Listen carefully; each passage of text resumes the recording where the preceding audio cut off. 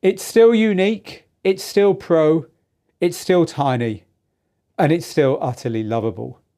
It is the Prime Go, now in the new Prime Go Plus livery from Denon DJ. It's perfectly formed, but it's got everything you need in a shrunken package.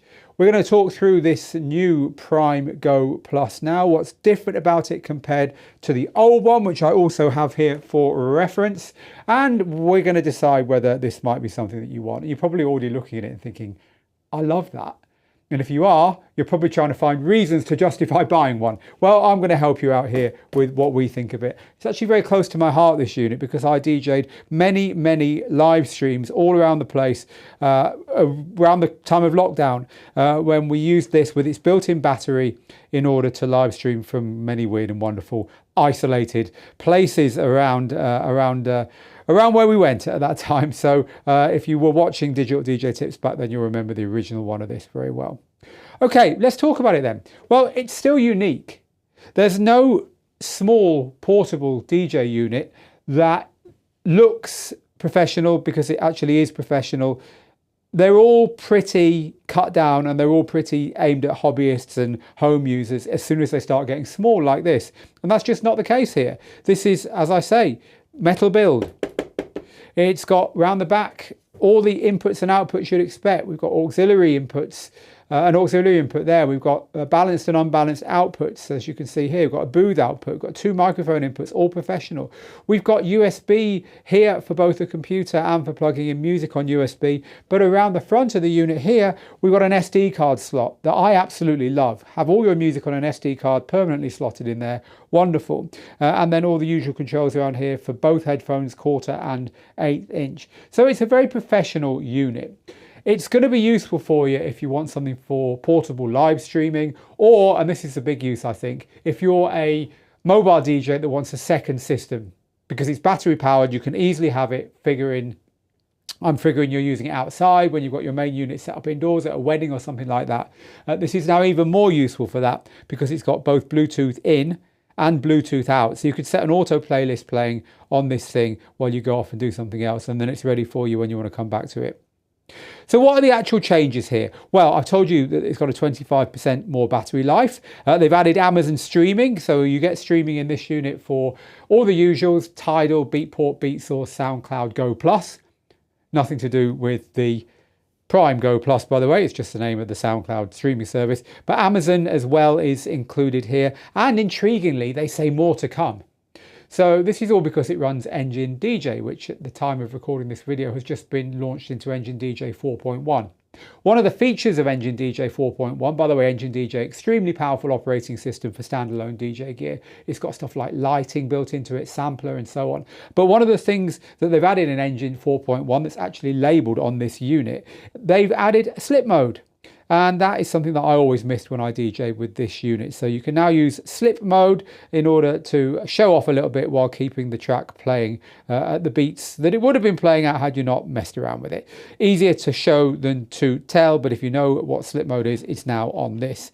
By the way, we have got a full length review where we talk through all the features of the original unit that this one is based on. So do go and look at that if you do want me to give you a bit more of a demo of how it works. I think it looks nicer than the original unit. The original unit was kind of more traditional Denon DJ black, but the new ones, yeah, it looks quite nice. Obviously, you're going to have a view on that yourself, but certainly the feature changes are generally for the better on the new one. There are a couple of things, however, that over time I didn't like about it. The first thing was I find this pitch control here to be too close to this control here. You've got to be careful with those two. I think they should have been bold and put it on the outside like they used to on controllers back at the beginning. It would have made a bit more sense. That it's only a small thing, you do get used to it, but worth pointing that one out. And of course the jog wheels are tiny. Now it didn't bother me one bit, they work well. You've got the scratch mode and you've got CDJ mode on the jog wheels. And they're surprisingly good. And also, because the pitch controls are quite short, they're also surprisingly good. You can get about a 50th of a BPM change. BPM change easily on here. But the thing is, it's stripped down DJing.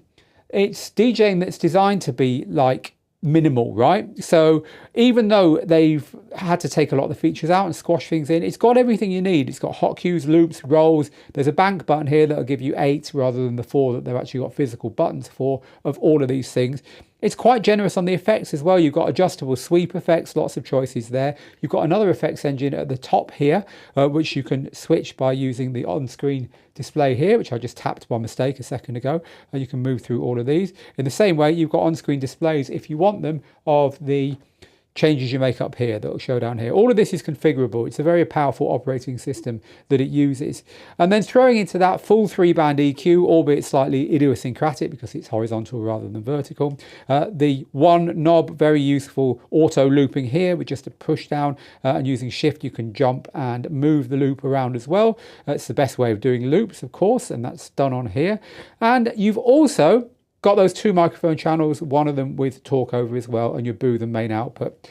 So the only thing they've changed that I don't like is that around the back, you don't get the Ethernet socket anymore. So it's got Wi-Fi built in for using streaming services and so on, but I liked to have the Ethernet socket there because it's much more stable to have a wired internet connection if you are relying on streaming services for requests and so on. However, they have told me that you can plug in an Ethernet dongle into the USB socket if you want to use Ethernet still. So it's just a case of buying that dongle. They said that not many people actually use Ethernet, which is why they took it off. It wasn't something that was being used, but hey, that's my preference, but it might not be most people's by the sound of it.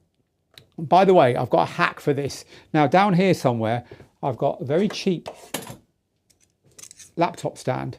And this cheap laptop stand can be set to a very shallow rise, right? So if you set it to the most shallow tilt possible, like this, so you get it looking like that, then you can slip it underneath this unit. Now the screen doesn't tilt up, so that's what I didn't like about using it, DJing with it a lot, that the screen didn't tilt up, right? So if you put that underneath there, it tilts the whole unit up. It's really stable, and I absolutely love it. Now the whole control surface now feels really nice for DJing. So look, that was $20 on Amazon. I really recommend you go and grab yourself one of those if you buy this unit. It slips in the bag, obviously, because it's tiny, very easily with all your other gear. And it just gives you a far more friendly way of using it than if you leave it flat on the surface. And also, even though the screen's tiny, doing it this way kind of just seems to raise the screen up to you and makes it easier to read as well. So 5 years on, this is pretty much the same as this. And again, that's testament to what a great design this was in the first place. They haven't seen much need to change it at all. If you've been thinking about buying one of these, but you've been worried that it's going to be replaced by something else, you need worry no longer. It has been, but you were right all along. There was really nothing wrong with the old one. This is the new one. The operating system is currently being updated today as we speak with the 4.1, and they're always updating the operating system. So there's always new things being added to this and all the other engine DJ units. And I personally think it actually looks a little bit nicer than the old one. So that's the Denon DJ Prime Go Plus, launched today. You got any questions about this or anything else, as always, you can ask underneath. But meanwhile, from me, Phil, here in the Digital DJ Tips DJ School studio, get good, get out there, make the moments, and I'll see you again very soon. Bye-bye for now.